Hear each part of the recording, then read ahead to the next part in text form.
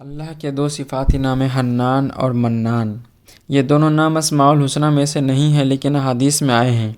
عجیب بات یہ ہے کہ اگر آپ حج و عمرہ پر چلے جائیں تو غلاف کعبہ پر ہر دوسری تیسری لائن پر یا حنان یا منان لکھا ہوا نظر آئے گا۔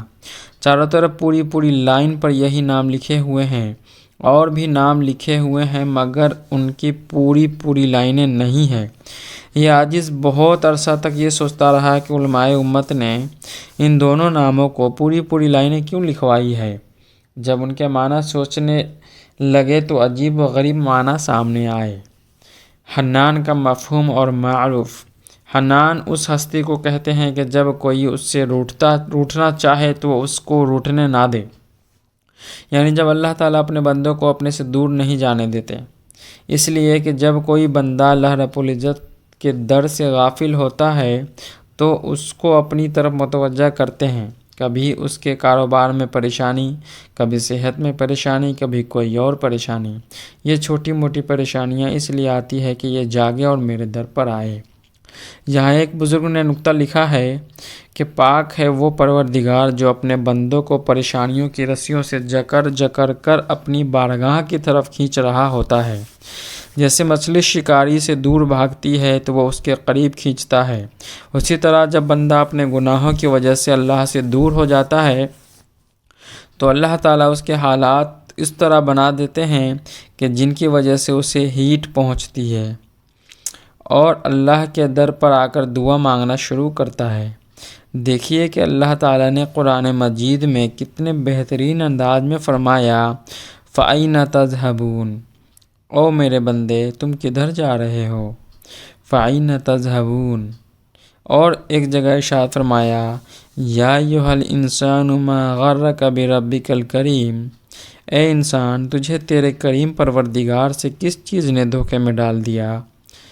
جیسے ماں اپنے بیٹے کو پیار سے منا رہی ہوتی ہے کہ بیٹا تو اپنی امی سے روٹھ گیا، اس انداز سے فرمایا کہ تم مجھ سے کیوں روٹھ رہے ہو۔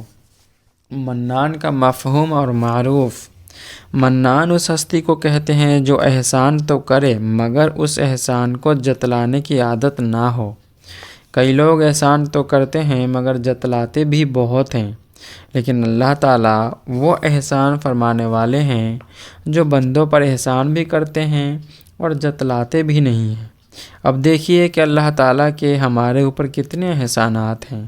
یاد رکھیں کہ اگر اللہ تعالیٰ ہمیں بینائی نہ دے تو ہم اندھے ہوتے، گویائی نہ دیتے تو ہم گونگے ہوتے، سماعت نہ دیتے تو ہم بہرے ہوتے، عقل نہ دیتے تو ہم پاگل ہوتے، صحت نہ دیتے تو ہم بیمار ہوتے، مال پیسہ نہ دیتے تو ہم فقیر ہوتے، عزت نہ دیتے تو ہم ذلیل ہوتے، اور اولاد نہ دیتے تو ہم لا اولاد ہوتے۔